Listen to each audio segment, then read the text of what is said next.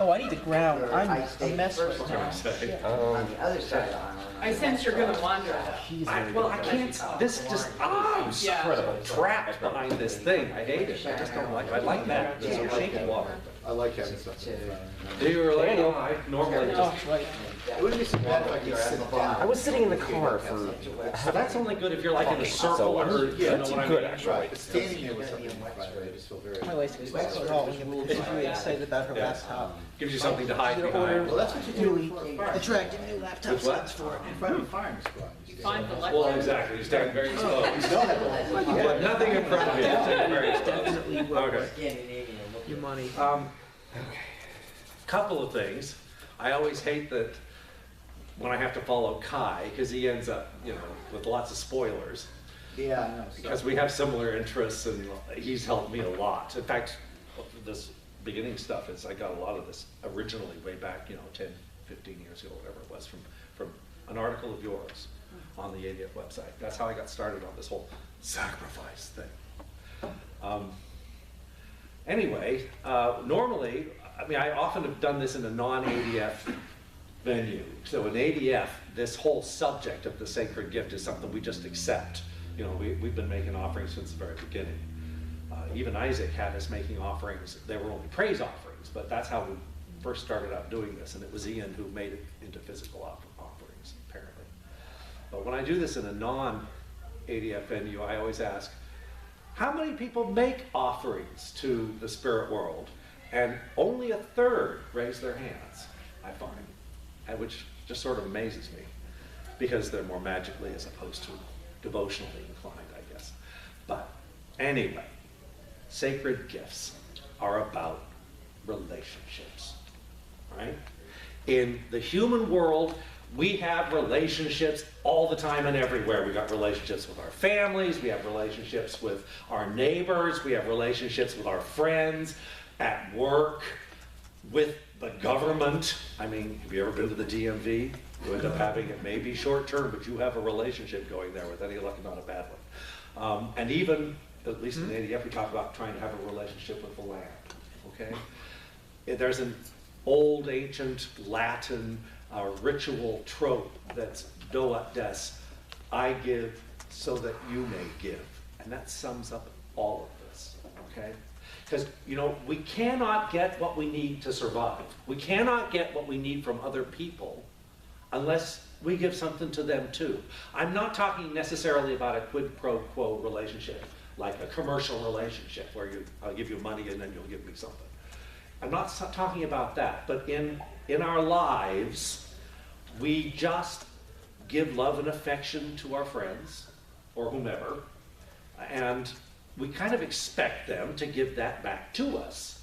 Not necessarily right now. I just gave you some, so I'm paying attention here. You haven't given me any love in the last 20 minutes. I don't mean that, but it's just this organic thing that flows, right? Even little kids know that. They go through this time in their life when they, take their toy out of their mouths and they just want to give it to you, this nasty, drippy thing. And, oh, thank you. But still, you do it. And they're just delighted. And they always giggle and laugh because you took it. You took what they gave you. It just gives pleasure. And I think that's really important. And, well, we also have two different kinds of relationships, both direct and indirect. The direct ones are the voluntary ones, like with your friends. I'm going to have a relationship with you because I like you. Then there's the involuntary ones, which are the social and societal ones, like the DMV. You have no choice around that. But relationships form the structures of our society now. And in the ancient world, it was exactly the same. Relationships formed the structure of society. And reciprocity, the giving and taking, in the ancient world, encompassed all the ones that we use, but also reciprocity governed relationships with the spirit world, with the gods, with whomever. So I have some rules of reciprocity here, if I might, which I have gotten out of books, but I've modified them, I think, to where they're more accurate for us. This one is obvious. When we receive good, we should return good. I mean, that's really obvious. When people do nice stuff for us, we do nice stuff for them in return. I mean, we all help each other. That's how we stay alive. When it's a general part of society, it just reinforces helping behaviors, right? You give, they give, it just works. Now, this is one of the ones I changed. When we receive harm, we should not return harm necessarily. We gotta leave the door open for self-defense, in my opinion. But this is not turning the other cheek, okay? Because that just reinforces bad behavior. Whack! Well, I'm not going to do anything about that, because I'm a good person. Whack! They're just gonna hit you again. You know, you've got to stand up for yourself. That's why I say not necessarily. But you got to beware of the slippery slope. You know, we've all seen this in relationships. Well, in the old days on the list, the ADF list, you saw it every now and again, and then there'd be all these complaints and stuff. It's not as common anymore, but it still happens. Where it escalates, right? Where someone stands up for themselves and the other person stands up for themselves, and then it just goes and it gets worse and worse and worse and worse. And that's why I say not necessarily return harm for harm. It's better if you don't. Sometimes it's better to just say, he's an idiot, I'm not gonna worry about it. And then it'll die there, okay? But you just gotta beware of the whole escalation thing. And never forget that, you know, one man's hero is another man's devil. You know, the Al-Qaeda folks, they're convinced that they're doing the right thing. ISIL is convinced it's doing the right thing, even though we know they're not. So it's about empathy in that regard. This is the hardest one, about not returning harm, I think. You need to really think about it. But when we receive harm, number 3, we should resist it. Absolutely. If you receive harm, resist it. You can do it actively, like the French resistance did, or you can do it passively, like Martin Luther King and Gandhi, people like that. And this brings up the whole thing about, okay, if it's all about the relationships we have with people, why would it be in my best interest to help some stranger on the street who's being mugged or whatever? You know, why should I? I have no relationship with this person. I've never seen this person before in my life. Well, the answer to that is, you don't know that 5 years down the road, you may be in a relationship with this person. It's possible. By not helping them, you are cutting off the possibility of a reciprocal relationship. You are saying it will not and cannot happen. We should be open to these because they will keep society moving. The next one is, when we do harm, we should make it good. I mean, you know, that just makes sense. It's hard sometimes because you have to admit that you're wrong when you do harm. And that can be a very difficult thing for a lot of people to do. It's hard for everybody to do. Let's just be straightforward here. You know, if you screw up, you gotta fix it. The thing about restitution is it sustains the self-esteem of everybody, of both sides. You know, I screwed up, I'm sorry, here. Let me make this easier for you. And what that does is the person who was harmed can now say, oh, right, well, he now knows that he did this to me and so it's okay and I can now let it go. But if you don't do the restitution, they may never let it go. We've all seen that happen. It's about empathy. It's about empathy. The next, the returns, when I say returns, is like if you receive good, you should give good. The giving back of good is the return, okay? The return should be made by A, the person who received the good, or B, the person who caused the harm. That's obvious.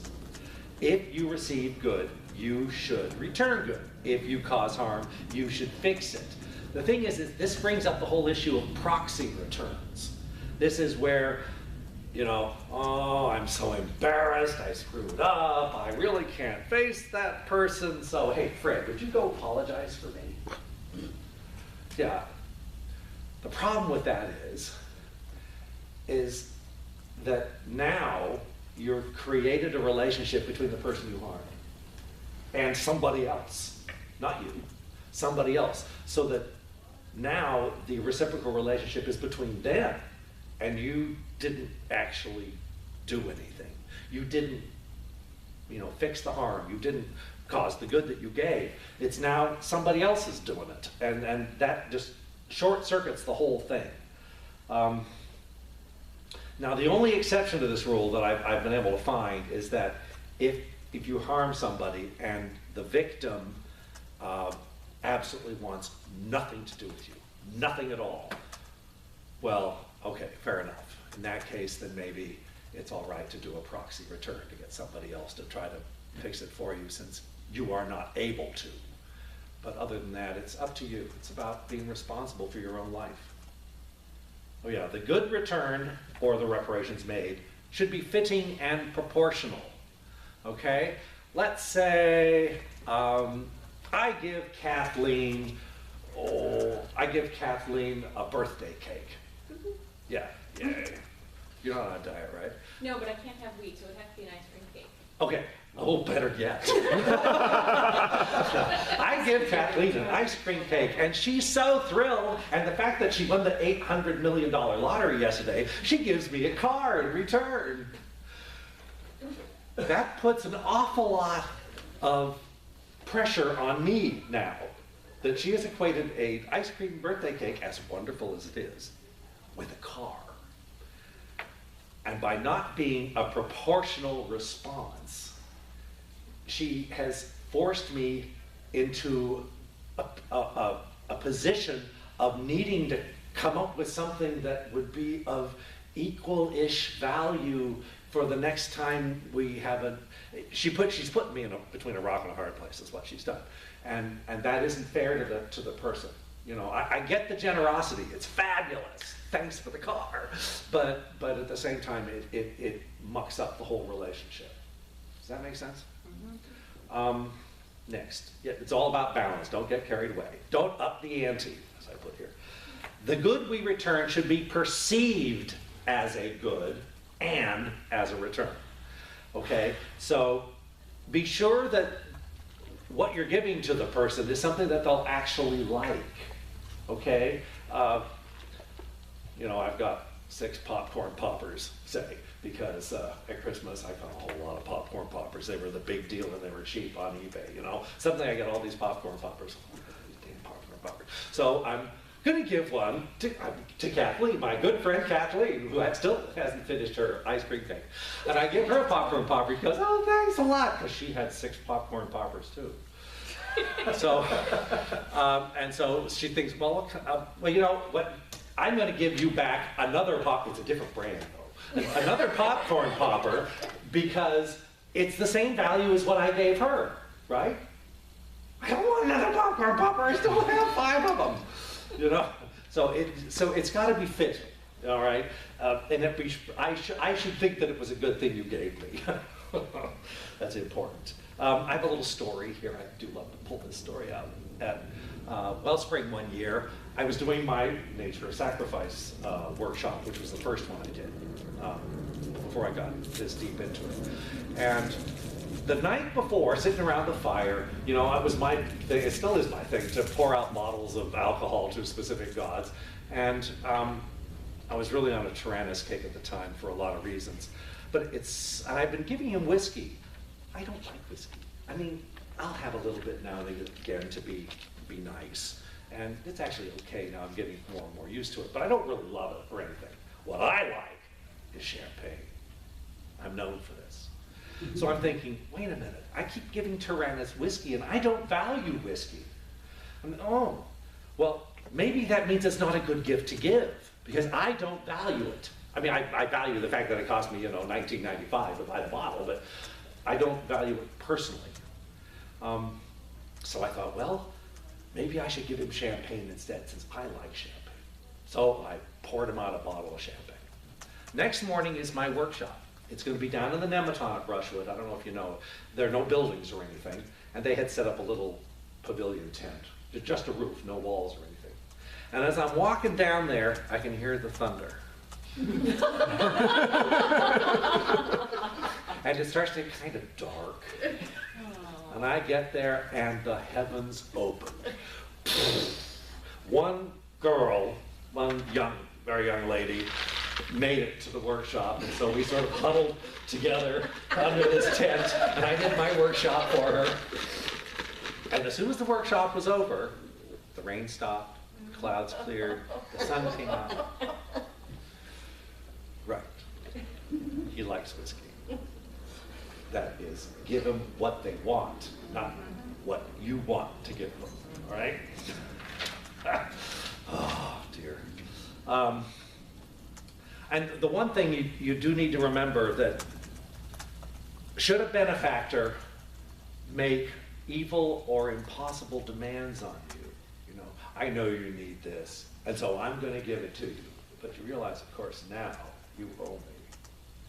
You have every right to say no. Even the gods say no. Okay? So reciprocity is not just between people, it's between people and the land, people and the gods, and that's what makes and people in the cosmos. It's what makes the whole thing work. So what are the, I'm sorry, my Fitbit just freaked out on me. Oh, I know, I'm gesticulating, it thinks I'm walking, that's what it was. These things, you can fool them. So what sort of conditions make making relationships with the spirit world easier? So now you're gonna get my Eliada talk, the sacred and the profane, okay? The sacred versus the profane. It's another story. A few years ago, when I was building my latest stone circle, I had in my mind that what I wanted to do is underneath each of the great standing stones, I wanted to have a little reliquary or something that held a pebble from a sacred site in England or Wales or Ireland, which is pretty much where my personal religion is centered. And so I had stuff from Avebury and Stonehenge and Newgrange and Tara and all kinds of places, right? Well, I wanted something for the underworld. I wasn't sure what. But in South Wales, there's a cave called, in a big rock under a ruined castle that's called Carreg Cennen, which means Cennen Great Rock. And I'd been there before with lots of tourists, always with lots of tourists. But I thought this was February, but I could go down and I had a little piece of silver so I could leave it in behind to take some pebbles out for my circle. And so my cousin agreed to go with me, and we walked, oh that was a mistake, from Llandybia. And we got there and we were the only ones there. I mean, the weather was kind of not wonderful and, you know, and it was winter and there was absolutely nobody there. First time I'd ever been there when there was nobody there. And I had a flashlight, thank the gods.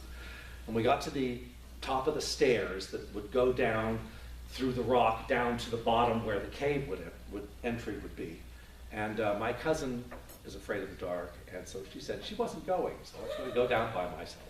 And I'd never been there by myself before. As I got to the bottom of the stairs, I could start to feel it, like there's something there. You know that feeling of not being alone? Mm-hmm. And as I would walk into the cave, it got stronger and stronger, and my hair started standing on end. And frankly, I'm terrified, absolutely terrified. So I started singing, you know, come we now as a people, or anything I could think of.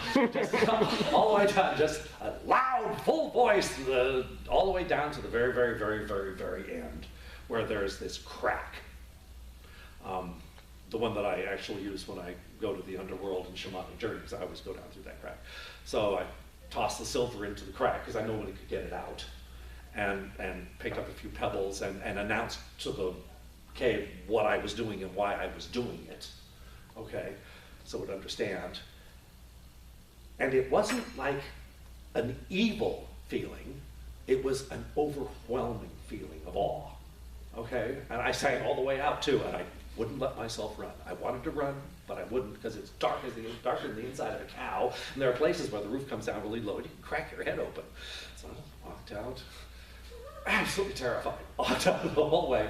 And as I got further and further from the cave, the feeling more and more lessened until I got to the stairs. And as I was going up the stairs, the terror pretty much, I believe, an example of hierophany.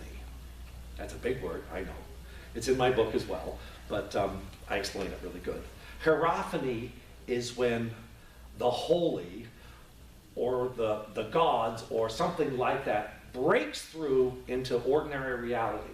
And when it does that, it creates a sacred space so that it may manifest itself there. And in my mind, that's what happened, is that this spirit or spirits, I don't know what it was, the dead, I don't know, were there. They burst through into a place I'd been before that was perfectly normal and ordinary. No big deal at all. This time was very, very different. Now, that Proto-Indo-European word we've often talked about, that's in the word sacrifice, is sek, S-E-K, which means to cut or to cut away. And it's often defined as to cut away from ordinary reality. That's what sacred is, that which isn't everyday life, okay?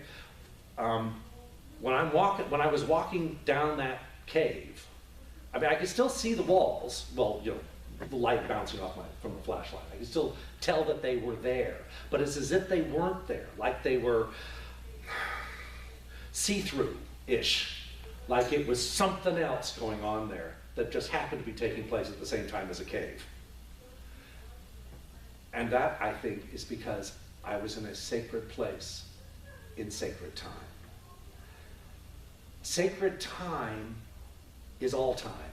Sacred time, when you are in the sacred center, it is the time that you are personally living through, and it is also the time of the creation of the cosmos, and it is also the time of the end of the cosmos, if there is an end to the cosmos.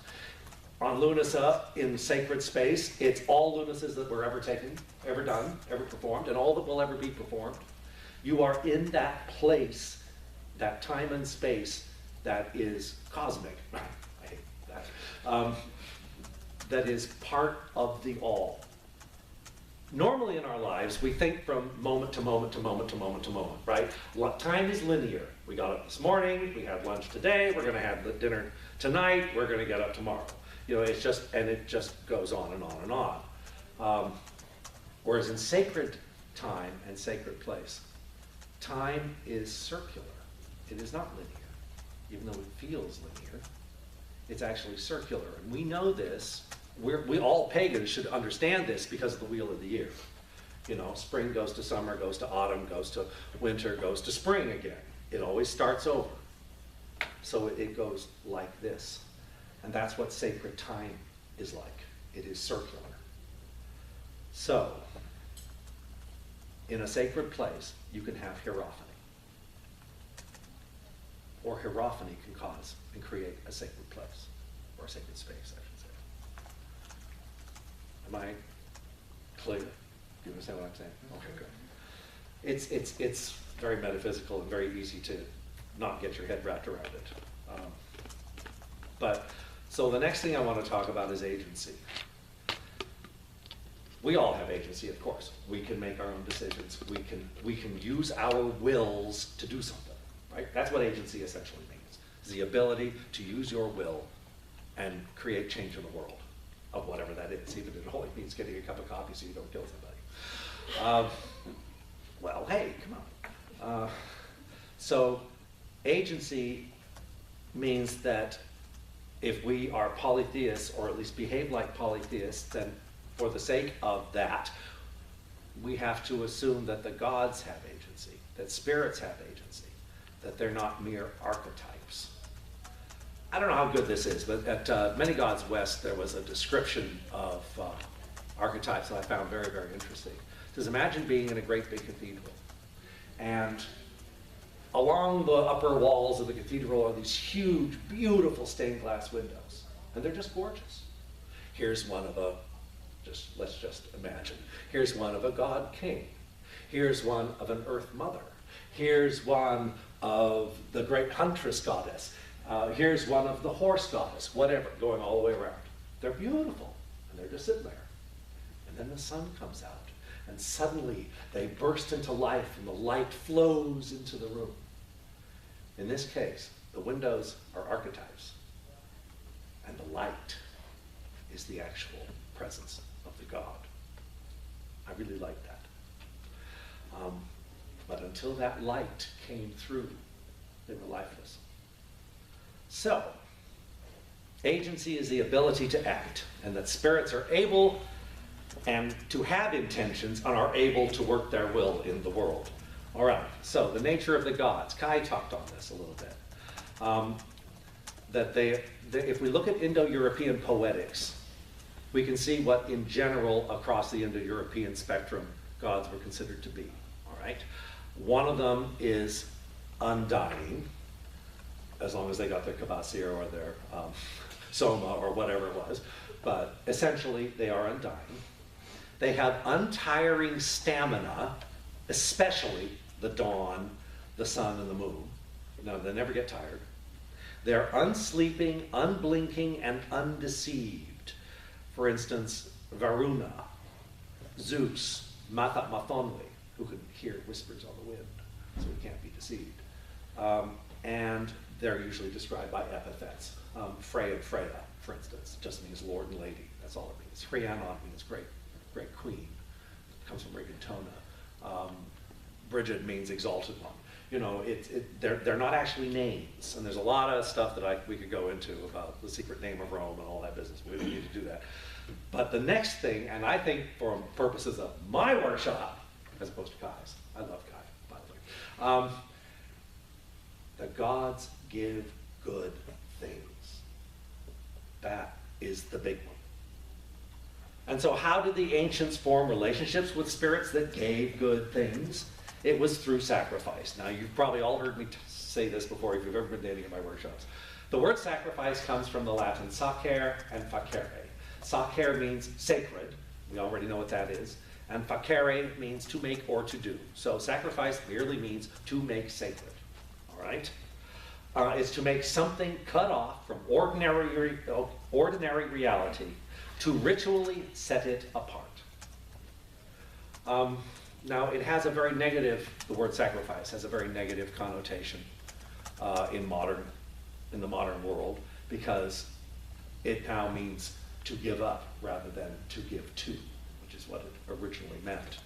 And the reason is, in Christianity, the crucifixion of Christ was considered to be the last great sacrifice ever needed, the culmination of all the sacrifices of the Old Testament. So, as a result, the word sacrifice became equated with dying on crosses, which is a rather unpleasant way to go, I should think. And it became equated with dying through suffering. So sacrifice now means a bad thing. You know, we talk about our soldiers having the ultimate sacrifice, right, which means they die on the battlefield. And sacrifice is used colloquially to mean giving up something, that you have to give it up. Now, admittedly, if you're going to make a gift to someone, you are giving it up, but it's about giving it to the person. Isn't this wonderful? As opposed to, oh my God, it hurts! Have your Christmas present. You know? See what I'm saying?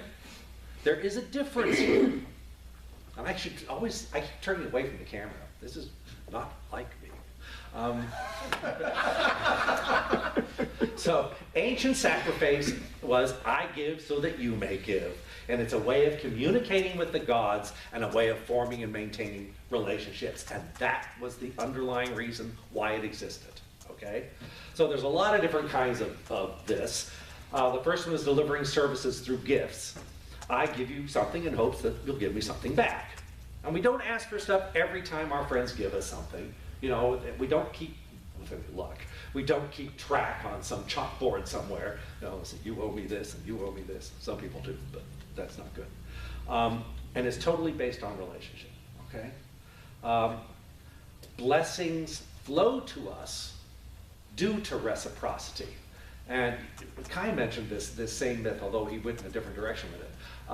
In the Lay of Hyndla is Otar and Freya, the story of Otar and Freya. who he had to, he had to find out his genealogy. That's one of the things he had to discover, and he didn't know how to do it. Now, it so happened that Otar had built this great altar of stones. And it says in the lay that it was all glary, which means there was fire on it all the time, and it was drenched in blood. In other words, he was constantly making sacrifices to Freya. But he never asked for anything. He just kept making sacrifices to Freya. And he built up this massive, well, she got a deficit out of it. He had this massive amount of being owed something in return. And so now he goes to Freya and says, I need to discover this genealogy. I need you to help me do this.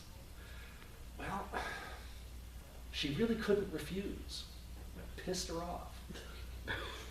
And so she turned him into a boar and rode him to the woman who knew the answer, and then talked to the giantess to find out what the answer was so he could overhear it. The giantess knew who he was, but she still gave him the answer. And the lay doesn't say anything about how he felt about being turned into a boar. She didn't have pork chops later, I don't believe, so I think it was not too bad. But even so, she had to do something. She had to respond. The next thing is that a gift must be part of yourself. In other words, you have to have a right to give it. I love the birthday party analogy, where you go to your friend's house for his birthday party, and you search his house, finding something you think he might like to have, and so you steal it out of a closet, and then you give it to the birthday boy. Happy birthday. Well, it wasn't yours to give, So you can't do that. Now, the best thing you can give, which is something of yourself to the gods, would be yourself. It didn't happen often, but there is one story about a Roman named Decius Mus, who, while a battle was going on between Rome and, who was it? The Samnites, or maybe it was the Carthaginians, I don't remember, but there was a big, big battle going on, and Rome was at risk, big time at risk. And so he dressed up in all of his ritual finery, he went to the priests, and he made a vow, a rather terrible vow, where he gave himself and the enemy army to the spirits of the underworld, to the scary ones. And then he got on his horse and he rode into the thick of the battle and was killed almost immediately, and the battle turned. And suddenly the Romans started winning and they won the battle. He saved Rome by making a gift of himself. Well, the only problem with this sort of thing is if you're looking for a reciprocal relationship, if you die in the giving, you don't get to have anything back because you're not there to get it, Rome got it, bless him, but this is a problem. People aren't going to do this every day, right? So they came up with this idea called substitution. Now, substitution is something that is almost you. The closest thing would probably be the rest of the family. The only problem with giving them is that it always creates problems in the household. And ends them. Yeah, and it makes the household even smaller.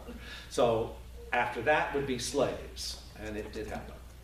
And beyond that, it would be things that you had grown or raised, like domesticated animals or the grain in your fields or whatever. Those are all good things because you have changed it. You have given value to it, like a value-added tax.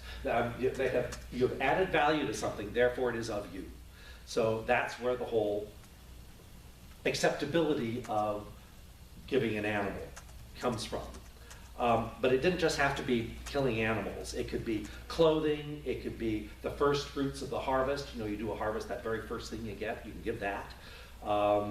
Weapons, alcohol, food, precious metal or jewels, anything that is of you that would be of value, you could give to the gods. All right? So the sacrifice through killing, let's get through that first. The thing is, as he mentioned earlier, or was it yesterday? I forget. The whole idea about sacrificing animals wasn't so much killing, although yes, that is involved, and yes, it's kind of horrific to watch and to have to be part of. Burkert does a whole thing about everybody's guilty in a ritual and stuff. I'm not sure how much I buy that, but anyway, that's what he says. And the upshot is, though, is you're going to have a barbecue, right? You give the skin and the bones and the fat and the things that, you know, you're not going to eat. You give that to the gods. And it burns, and as it burns, it transmutes and transforms and rises to the heavens, and the gods get to have it. And then all that meat that's left over, you just sort of cook up and everybody gets to eat. This is a good thing. In ancient Greece, the only meat available was meat that had come from a sacrificial rite. They didn't have like butchers on the corners that took animals and killed them. That happened in Rome. But in Greece, it was not the case. I mean, they would get, if there was a bunch of meat, like they did at Hecatomb, and they sacrificed 100 oxen, and there was more meat than the people there could eat, then yes, that would be sold to the butcher shops, and then they would resell it. But even so, it was sacrificed meat. This was very, very important. The thing about this, having this barbecue after having the sacrifice, it's the same thing as we do when you have a potluck or something. It creates commensality. It creates community. Everybody gets to eat together. You know, socially, how much fun that is. It's so much more fun to be able to go to a restaurant with friends than to go by yourself. We all know that. The other thing that you're doing is you're sharing your meal, not just with each other, but you're sharing it with the gods as well. In this one instance, the gods are your guests. You're the hosts. And so the whole guest-host relationship, which we will get into, is established here because you are giving of them and then you're having some as well. You're all having dinner together. That's commensality. That is a good thing. So that's what was going on with the killing. But you didn't have to just kill animals. There was other things you could do. In the Iliad, it's very clear that at least in Mycenaean times, the most common form of sacrifice was the libation, for instance. Not necessarily the killing of animals, although that takes place in the Iliad quite a bit. You know, it has to be, as long as the gift is yours to give, it's good, and it will work as long as it goes out of human use. That's the thing you sometimes hear on the lists or in Facebook, where someone wants to make a gift to the gods of some money, and then they want to take the money and give it to charity.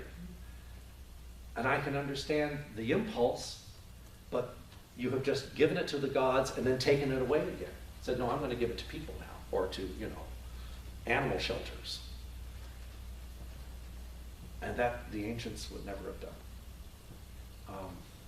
Now, if you're giving it to the god, you can use it to buy a god statue, absolutely. You could use it to build a little shrine, absolutely, because that's to the glory of that god. And so that sort of a gift is good. And in the ancient world, they did a lot of that. You know, some rich man usually would, for whatever reason, give a temple. That's a big deal. Or they would give a shrine, or they would, with their names on them, by the way, or they would, like, you know, modern stadiums, and they would give clothes for the priests, or they would give sacrificial animals, you know, for a big sacrifice or something, and that way they would get the credit for it, as it were. But any gift would use, as long as it goes out of human use. The non-killed things, like, you know, swords and jewels and things like that, were actually very, very common, at least in the Celtic world. We know that they were. There's a lake called Llyn Cerrig Bach in Anglesey, which is in northwestern Wales. And it's right next to an Air Force base and or RAF base. And during the Second World War, they needed to extend a runway. So to do that, they had to do some dredging in this pond that was right next door, Llyn Cerrig Bach. And when they dredged it, they found out that they realized, as they're pulling up the peat, that it is full of sacrificial offerings. This apparently was a major place at one point in the Iron Age for making offerings. And they found swords and chariot parts and bronze pommels and spears and slave chains and currency bars. And if you ever go to the museum in Cardiff, the National Museum of Wales in Cardiff, you can see all that stuff. There's a whole section of it. It's really cool. Also, if you listen to the Roman writers, they mentioned, like Diodorus Siculus talked about large amounts of gold that were displayed, and Strabo talked about the Gauls throwing silver and gold into lakes. Of course, the issue there was is that the Romans conquered it and then promptly leased out the lakes, and someone came and dredged all the gold and the silver out. So the gods didn't actually get to keep that. Beginning of your harvest to ensure having another good harvest later.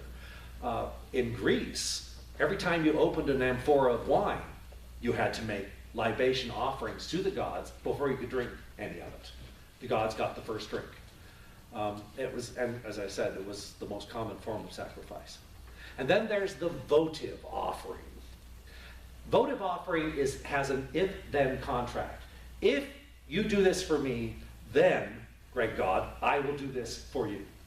Okay? If, then. I have a story. Another story.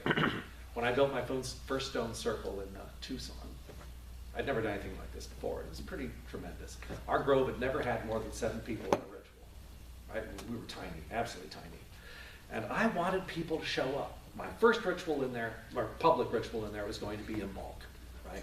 And this is Tucson, right? Where the sun always shines, and it's never cloudy, it never rains. Well, we got together that morning for our rehearsal, and the clouds were about to the top of the house, you know, right at the top of the house. They were really low, and they were dark, and it was spitting and spotting. You know? I'm thinking, oh, nobody's gonna come because it's gonna rain, oh no. So after our rehearsal, I went back down to the fire, which was still going in the circle, and I offered some whiskey to it, to Tyrannus. And I thought, you know, this isn't gonna be enough. I need to do more. What can I do? What can I do? And I said, if you'll make it good weather for this evening, I'll build you an altar. I've read somewhere that sometimes people do that. So, all right, that night, it's time for the ritual, and the clouds are still there. They're not as low, but they're still there, you know, and it's still a little threatening looking, but 25 people showed up. 25! I was just over the moon. And so we start doing the ritual, and we open the gates, and the sun slips out from behind the clouds. The mountains light up, a big rainbow appears, birds start flying. I was stuck. I built that altar. Yeah. It's still there, actually. So, it does happen. In my book, I go into a whole couple of things about this happening with two different Roman consuls in the same year, at different ends of the year, having battles, and how one of them, when he got bad omens, offered a temple, and they won. And the next guy, when he got bad omens, he offered a libation to Jupiter, but he wouldn't drink any hard liquor himself until he'd made that libation for him, assuming they won the battle. And they both won the battles. And Livy was kind of going, I don't know how this works. That, you know, one guy offers a temple, the other one offers a libation, but what can I say? He made a deal with the gods, and the gods came through. All right, so how does this whole thing work? Guests, hosts, and friends. A primary form of reciprocity in the ancient world was hospitality. We know about that. We talk about hospitality. It's one of our virtues, and it's a good thing. I mean, imagine going to a weekend party, say, and you get there, and the host is just going out the door because he's got something else he'd rather do, and the electricity got turned off because, you know, he never did pay his darn bill. And there's no internet, and no one's changed the sheets on these beds in a long time. And the bathrooms are disgusting, right? Wait, there's no internet? And there's no internet, Kai. This is why you don't go to a party at Precious House. What are you gonna do? You're gonna go home, right? You're gonna say, oh, listen, you're not gonna like this guy, and that's probably the end of that relationship, right? But then again, imagine that you show up and you're greeted warmly and brought in, handed a drink. There's plenty of electricity. The internet is fabulous. The beds are obviously clean. Everything's really nice, and you have a really nice weekend. Chances are you're going to have a party yourself and invite him over, right? That's reciprocity. That's a good thing. And that's all about hospitality, which is Ghosti, the rules of a guest-host relationship. That's what that means. the actual definition is someone with whom one has reciprocal duties of hospitality. That's what Gostis is at Ghosti-con. It's all about Can you hospitality. spell that for me? Star, Ghostis is the nominative form. Ghosti is the root. What was it? What did that mean again? It means someone with whom one has reciprocal duties of hospitality. I was always saying Ghosti, Kai corrected me. It's better to use the nominative, the subject. I think he's right. I've switched to Ghostis completely. And in my book, it's all Ghostis. Yeah. You were right. You were right.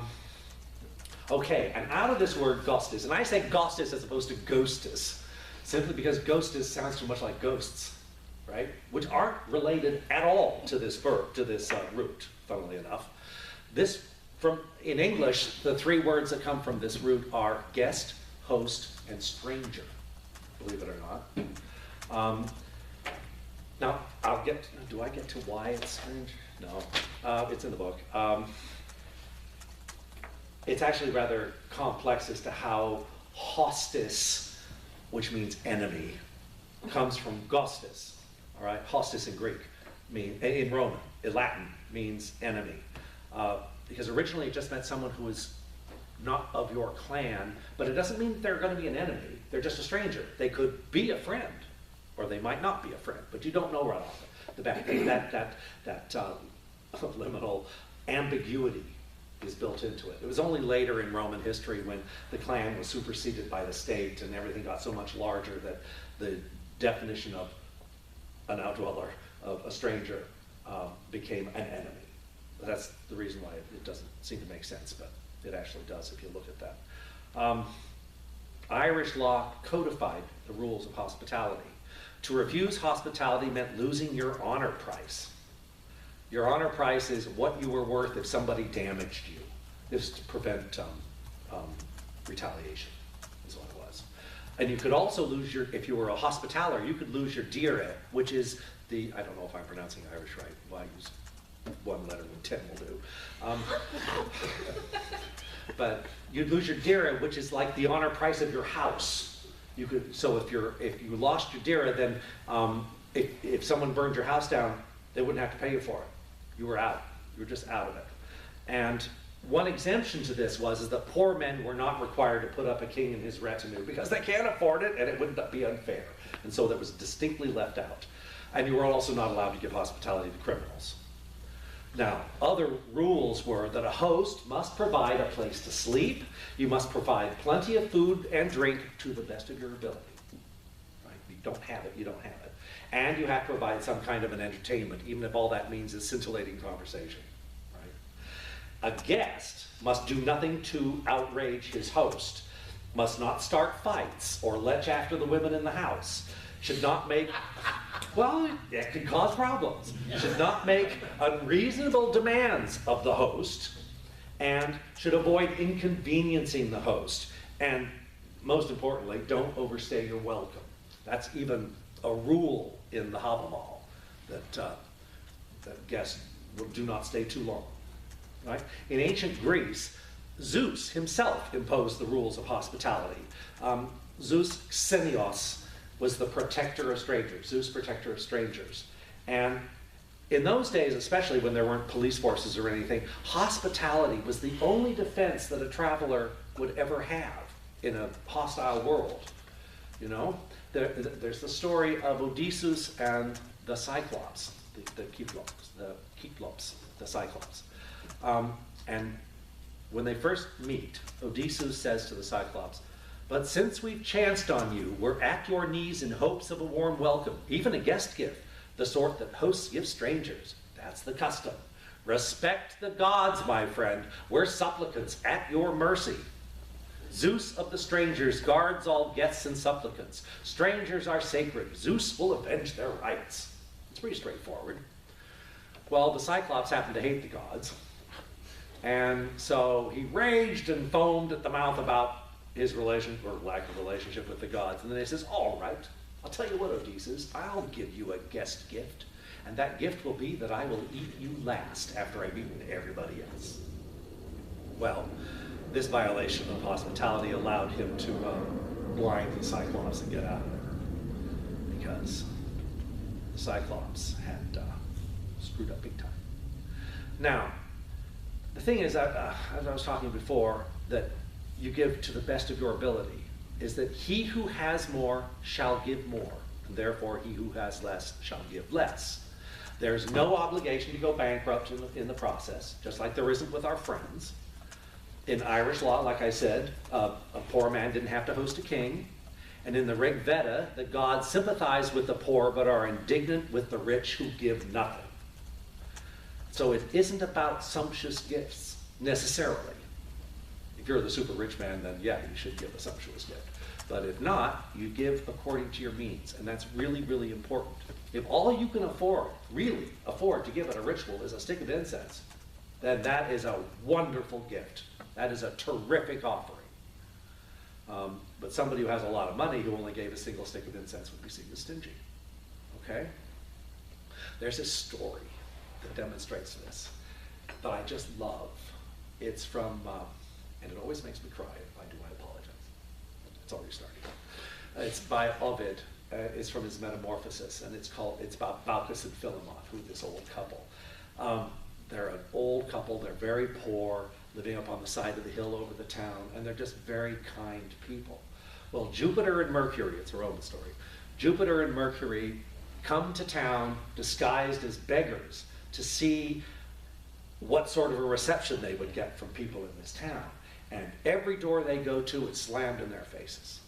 You know, they're not welcomed in anywhere until they came to Bacchus and Philomoth's house. And they just welcomed the two in, and they pulled up their little wicker couch, and they got their best coverlet to put over it. It wasn't great, but it was what they had. And they gave him, made them as comfortable as they could, and they cooked him the best meal that they could from what they had in their house, which was cabbage and bacon and some fruit for dessert. And they actually still had a little wine left, so they got the mixing bowl, because you always had to mix water with wine. And they put their wine, what they had, in the bowl and added water, and then started serving the wine. And at first they didn't quite notice, but the bowl never got empty. Every time it got close to the bottom, it would just sort of refill.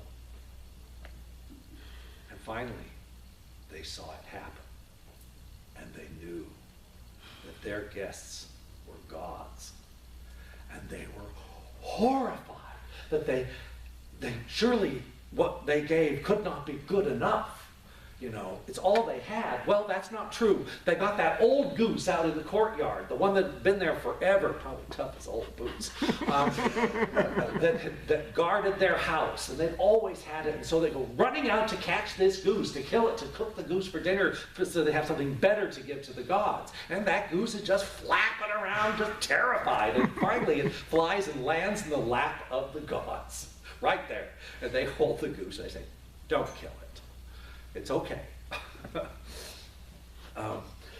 You must not kill it, they said. We are gods. Your neighbors shall pay the price they deserve for their wicked impiety. You alone shall be spared from the coming disaster. And they led the old couple up the hill. And when they turned around, where the town had been was just water. And their little house on the side of the hill transformed into a temple with a golden roof. And the gods turn to the old couple and they say, "And what boon would you like? What reward would you like for your piety?" And they talked together and they thought about it, and they said, "What we would like is to be priest and priestess in this temple for the rest of our lives. But one more thing, we also want to die together, so that neither of us has to outlive the other." And the god said, "It is so." And they were priest and priestess in that temple until the day they died. And as promised, they died together. And where he died, on one side of the temple door grew an oak, and on the other side, where she died, was a linden. And as Ovid says, And those trees are still there to this very day. I just love that. So, you don't have to give them a sumptuous gift. They're perfectly happy with what you have. And these laws of reciprocity also would bind across entire generations. Bellerophon and Diomedes. Bellerophon is a Greek, I believe. I always get these two mixed up. Bellerophon is a Greek at the walls of Troy in the Trojan War. Diomedes is an ally of the Trojans, so he's fighting on the other side. And at this point, the Greeks have managed to push the Trojans back to the gates of Troy. It's looking bad. And suddenly, for no apparent reason, the Trojans rally and manage to push the Greeks back again. And so naturally, the Greeks are thinking, there must be a god involved in this, because they would do that occasionally. Athena was she who stands beside, would always be beside the warrior she was favoring, and would fight also, but would buck him up so that he would fight better, so that he would be sure to win. So the Greeks are really afraid that there's somebody on the side of the Trojans, some god is in there doing this. So when Bellerophon and Diomedes are facing each other, Bellerophon wants to make sure that this guy isn't a god, because when you fight with a god, there's a good chance you're going to lose, as in like 100% chance.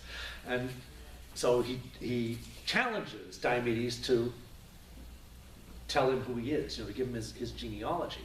And he's giving his genealogy, and Bellerophon suddenly realizes that his grandfather had hosted Diomedes' grandfather back in the day over in Greece. They were guest friends. And as a result of being guest friends, they could not fight each other. That would violate the laws of hospitality. That would go against all of the laws that Zeus had put down. They could not fight.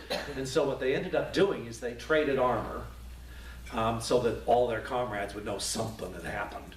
And they could still fight in the war, they just couldn't fight each other.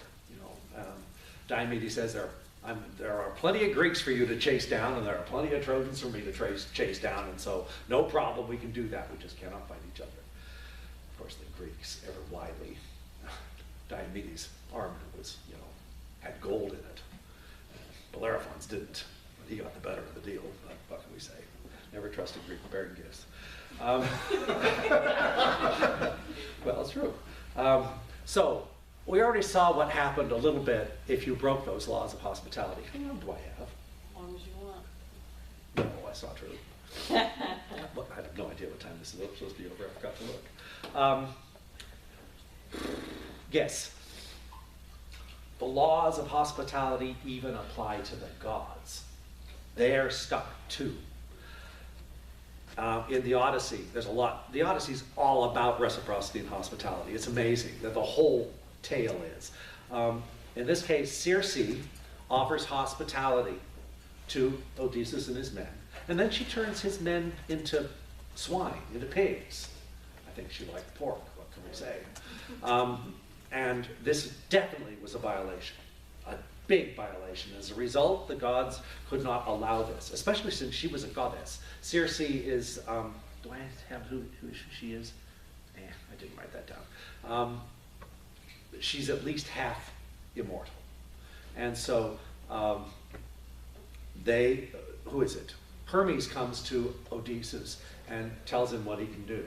He gives him a potion which will make him immune to her magic. And he tells him that if she tries to seduce him, he should confront her with his bared sword. I keep thinking there's something sexual in this, but I can't figure out what it is. They should confront him with his bared sword.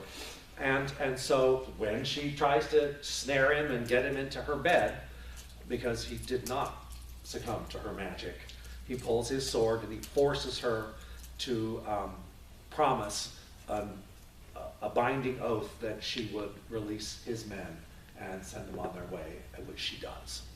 So even she couldn't get away with it. And then Odysseus, when he finally gets back home, 10 years after leaving Troy, he gets back to Ithaca, he discovers that, that bad things are going on at home. His wife Penelope has been a good steward of the land, but when he hasn't come home after a few years, everybody's saying, all the local little lordlings are saying, ooh, she's a widow. Ooh, Oh, no. she's got Ithaca. Ooh, not bad. She needs a husband. And so the men just start flocking in. And of course, she offers hospitality, she feeds them, she puts them up, but they're there for years. And she even complains at one point about, they've all got full larders at home and no one's eating out of them except for the serving men. Meanwhile, look at me, I'm getting eaten. Remember that one? Like in the Havamal? I don't know, comparative mythology. So, with the aid of Athena, Odysseus and Odysseus' son kill all of them, every last one. And that just shows what happens when you violate hospitality. For those who are more Irishly inclined, there's the story of Bress in the Cath Moitura, the second battle of Moitura. Bress, okay. King Nuada in the first battle of Moitura lost a hand. As a result of losing a hand, he was no longer perfect. Therefore, under the Irish rules, you cannot be king. All right? So they had to come up with a new king. And the women of the Tuatha particularly liked Bress, who was his father was a Fomorian, and he and his mother was a Tuatha. So he's like a half-breed, just like Lou, but Lou's parentage is reversed. So Bress was beautiful. Bress the Beautiful is what he's called. And the women really liked him, and so they sort of prevailed, and Bress was elected king. Turns out Bress was about as stingy as they came. He mistreated the gods. There was no food given to the gods. There was no ale on their breaths, as it says. He didn't provide entertainment for anyone. He just worked them to death. The Andoida had to build the walls around the fortresses, and Ogma had to bring firewood to the court, and he dropped half of it because he was so weak from hunger. And this wasn't going to work until finally a bard named Coipra came to visit. And Coipra was led to a room that only had a bench, no bed. There was a dish with a couple of dried crackers on it, and that's it. That's all he got from King Bress. And so Coipra sang a satire against the king as he left. Without food quickly on a dish, without cow's milk on which a calf grows, without a man's habitation after darkness remains, without paying a company of storytellers, let that be Bress's condition. Bress's prosperity no longer exists, he said, and that was true. There was only blight on him from that hour, and that is the first satire that was ever made in Ireland. Blight meaning some kind of a facial deformity or a blemish or something. When you're embarrassed, what do? You blush. I think that's where that may come from. And as a result of this blemish, he could no longer be king because he was no longer perfect. And I think it's really interesting that when he went running home to Daddy, Favoira Daddy, and said, I want to raise an army and take it back. And his dad said, what? What did you do? What happened? And he says, well, I didn't give him anything, and I was stingy, and they threw me out. And so his own father says to him, it would have been better if you had kept the kingship by being a proper king, rather than by going and taking it back by force. You didn't need to in the first place. Even his dad condemned him for it. Equal and unequal relationships. Okay, this is where it gets a little bit tricky. Gods are more powerful than we are. So I want to talk for a minute about friendship. What is a friend? Aristotle says that a friendship is a bond that holds communities together, it promotes concord, it eliminates enmity. Cicero says that friendship is essential, but it can only exist between good men you can trust. And it can exist between men and the gods. He does say that. And that it should be based on love rather than need. What kind of a friend are you if you only want to be my friend because I can support you? It's that sort of thing. It's sort of like, it's pretty much between equals here. So essentially, a friend is on our side, loyally supports us, tells us the truth, and expects the same in return. Affections and duties are freely given to each other and not out of charity. Friends are other-interested, not self-interested, and reciprocity is essential, okay? And what's a person without friends? You know, hermits, recluses. They often stop caring about their appearance, start looking like hell. They end up dirty and sloppy. They become antisocial and introverted, eccentric, and even mad, right? Social interactions keep us sane and polite, essentially. So a friendship, though, is usually between equals or more or less equals. Unequal reciprocity, for example, how about you and your boss? You can be friends, even go to dinner at the boss's house, but the boss can fire you, especially in this country, right? So that's not quite the same thing. And in ancient times, inequality was common, normal, in fact. As a result, in a number of cultures, you ended up having it's called clientship.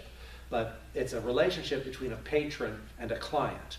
And the patron is the giver, and the client is the receiver, more or less. Because one party has the power and wealth, and the other party can only get a share of it, all right? In the Celtic world, clientship was based on status and honor. The obligations of the patron, of course, are legal support, political protection, a possibility and share of success, like, you know, spoils from a cattle raid or something, and maybe the supply of farming needs, not the land necessarily. Whereas the client has to pay an annual food rent, provide manual labor when needed, political support for the Lord, and provide military service. In Rome, it was a little different because it wasn't quite so tribal at by the late Republic.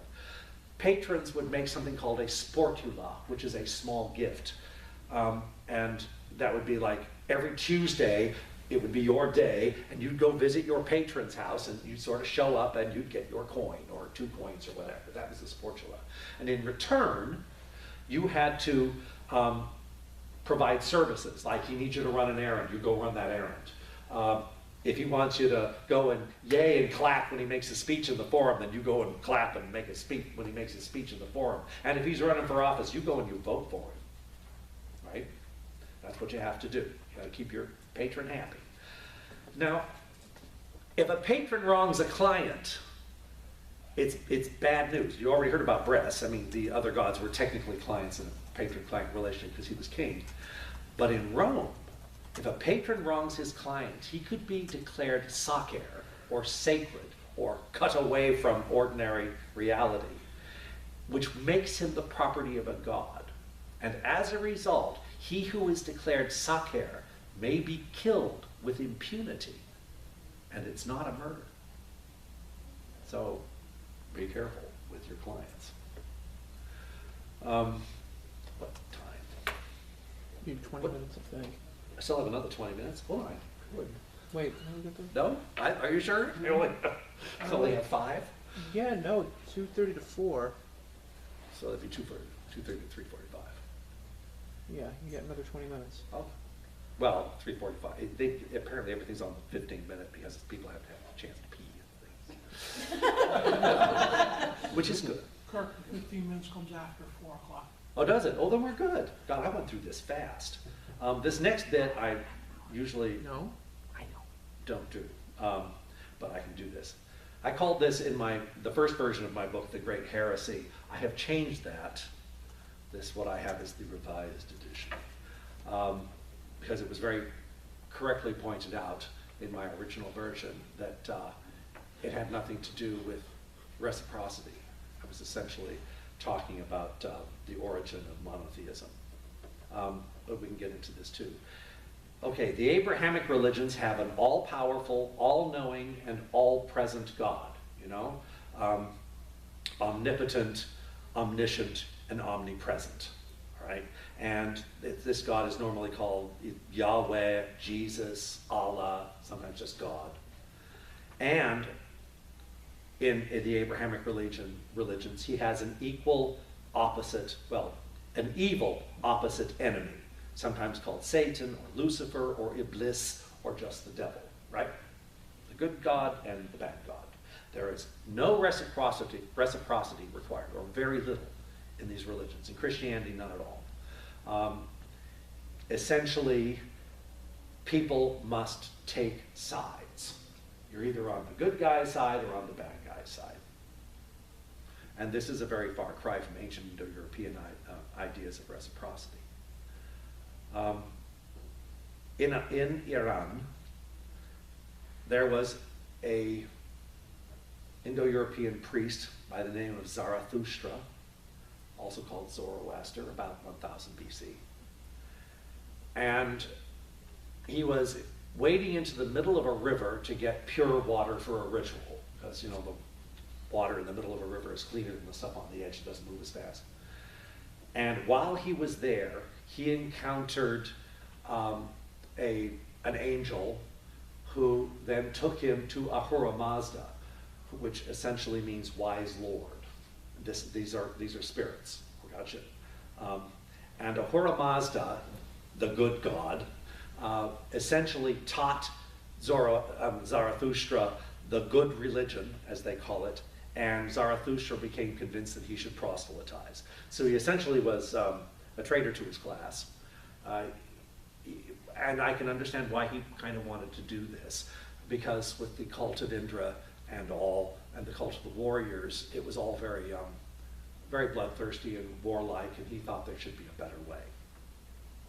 So he divided humanity between truth followers and evildoers, right? And everybody has to choose between two sides. And when you die, your souls would be judged at the bridge of the judge. And if you were a good guy, you got a heavenly reward. And if you were a bad guy, you went to hell. Does any of this sound familiar? Well, Zoroastrianism became the main religion of Persia, and the Jews were in very close contact for 1,200 years with the Zoroastrians. You know, beginning with the Babylonian captivity, when they were freed by the Persians, who then, you know, they went back to Israel, and some Jews stayed in Babylon, and there was this constant back and forth.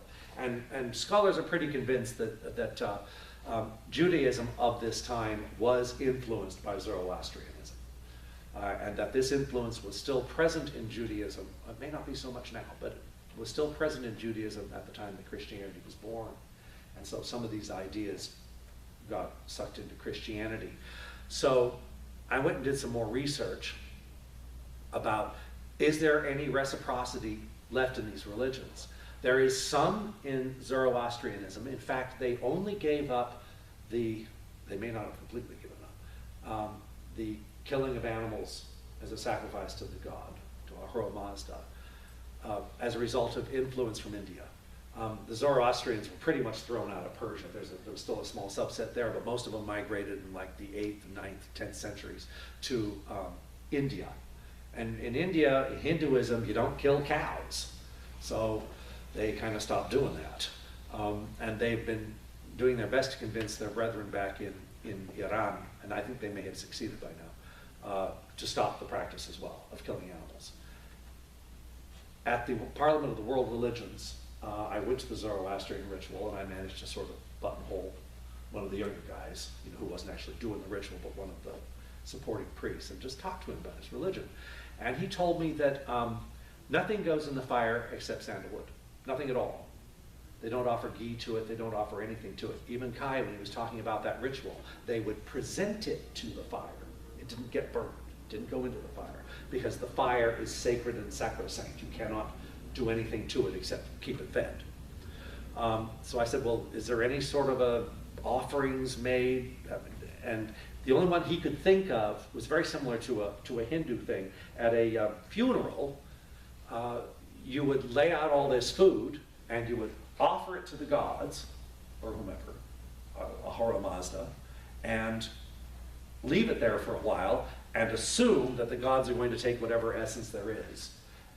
And after the gods have done taking their essence, the essence of the food, then you all eat the food. So it's still kind of a shared meal, but without actually giving physically anything to the gods. So there is still that.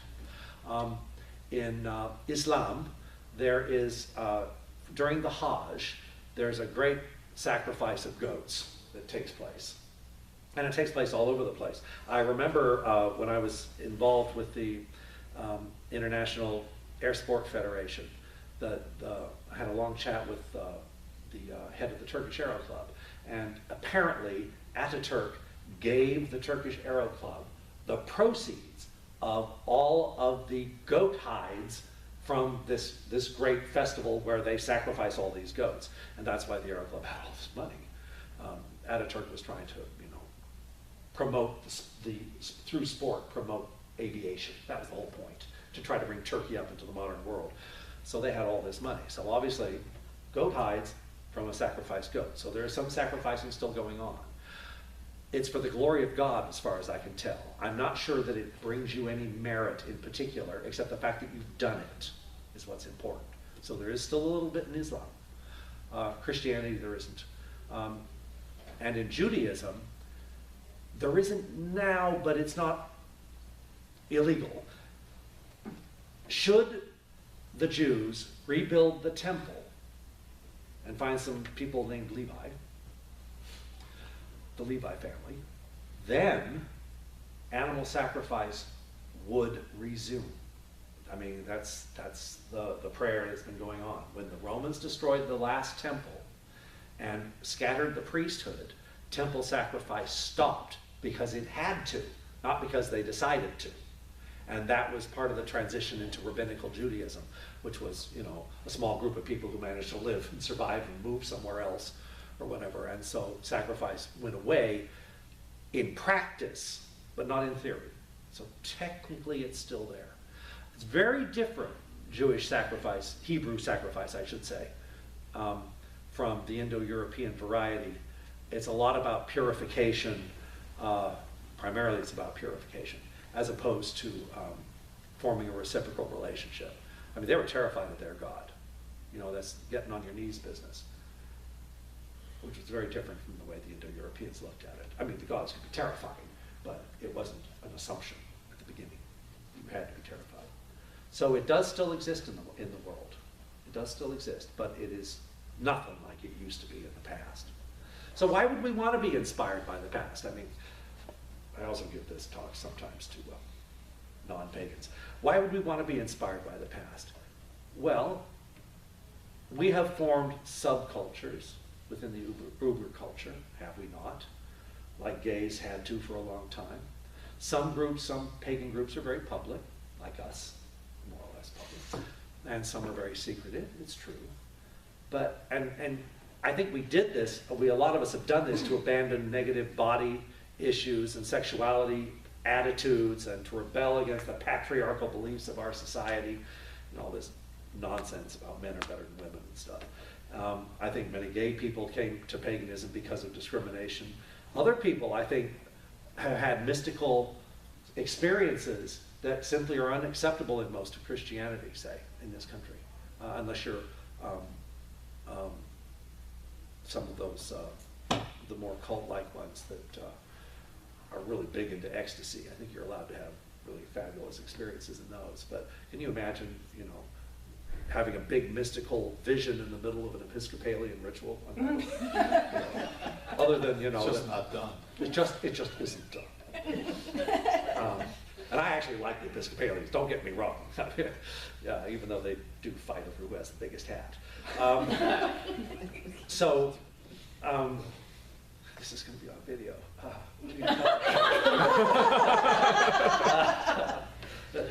So we're here to worship the gods and to revive ancient practices, so we need to study it, and we need to practice it, and we need to do this stuff. But I think it's really important that we understand why we do this. What is the rationale behind it? You don't have to agree with it. I just want you to understand what the ancients believed, since we're trying to reimagine ancient religion.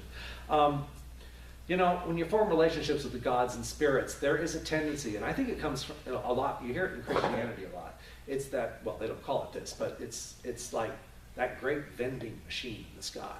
Mm-hmm. If you pray hard enough, you'll hit the triple apples or whatever it is, and ding, ding, ding, and out it'll come.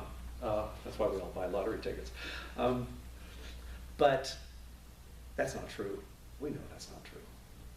And in the ancient world and in ADF, we form relationships in order that maybe some good things will come our way. It's not quid pro quo. The Romans look like it sometimes, but it's not quid pro quo. And I give so that you may give, not you will give. I give that you may give, because sometimes the gods say no. Just like in relationships, sometimes we all say no.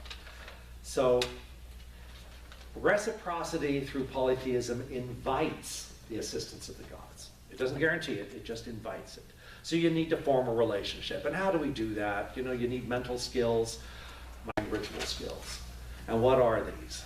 Mental discipline is focusing the mind. It's part of the DP that we like people to do, because the conscious mind is, the Buddhists call it a monkey mind. I call it the puppy mind. You know how puppies are, you know, they're always jumping up and down. And it's really hard to work magic if you can't keep your focus going. It's really hard, I think, to do trance work if you can't keep your focus going. So mental discipline is very, very important. And mental discipline is a journey, it's not a destination. You'll never be able to quiet your mind. Well, you might. Some Buddhists do, apparently. But most of us aren't going to do that. But you need to quiet it enough that you can get stuff done. And don't confuse mental discipline with self-discipline. It takes self-discipline to do mental discipline. There's the breath technique of counting the breaths, which I would really like to see brought back to the DP. It was jettisoned in 2005. He doesn't agree. And keep your eyes open. My workshop, sure. Oh, I'm sorry, you're absolutely right. You're next, aren't you? Yeah, you're doing a talk about this stuff, so I'll just skip that. There were a couple of times I thought, okay, don't go any further. Just stay there, don't go. You know, and trance is about an older state of consciousness. You're talking about trance too? Yes. Visualization? Yeah, okay. You know, when I first joined ADF, I couldn't visualize anything. This is like, I'm supposed to like close my eyes and see this stuff? And I just couldn't do it at all. You know, it's a muscle. You got to exercise it. The more visualization you do, the easier it'll be. Now in ritual, when I'm doing an invocation or doing a trance thing, all I'm doing is describing what I'm seeing. I open myself to the other worlds and I see it and I just describe it. And that's so much easier than trying to just make stuff up. The Athena rite at Convocation, I had a rough idea where I wanted the big trance journey I led everybody on to go. I more or less knew what I wanted to have happen.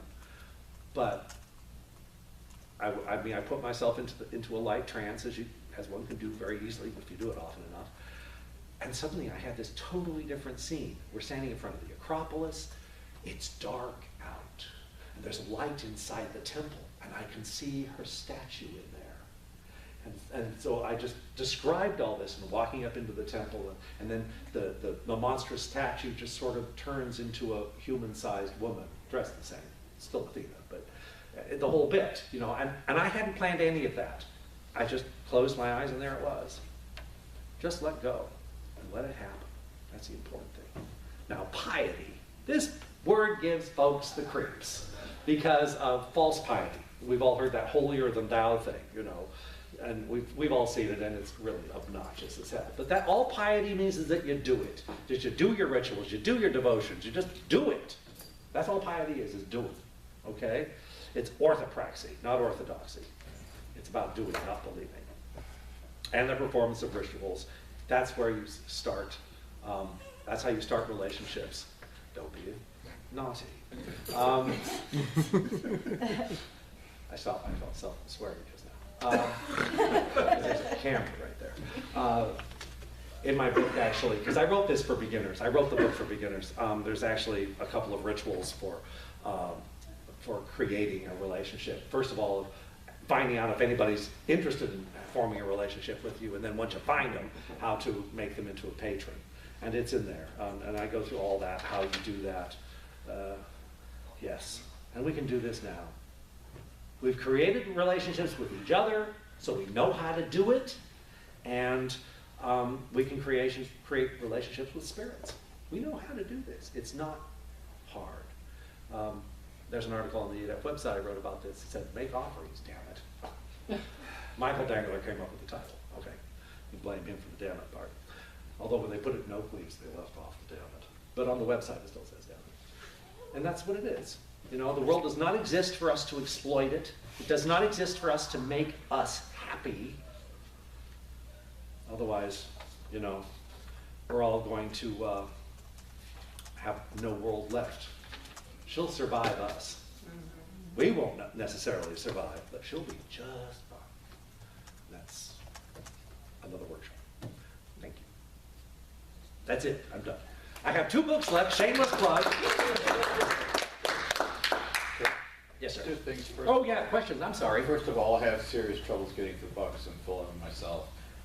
You what? I have serious troubles getting through buckets and filling them myself. Without crying? Yeah. Actually, this is the best I've done.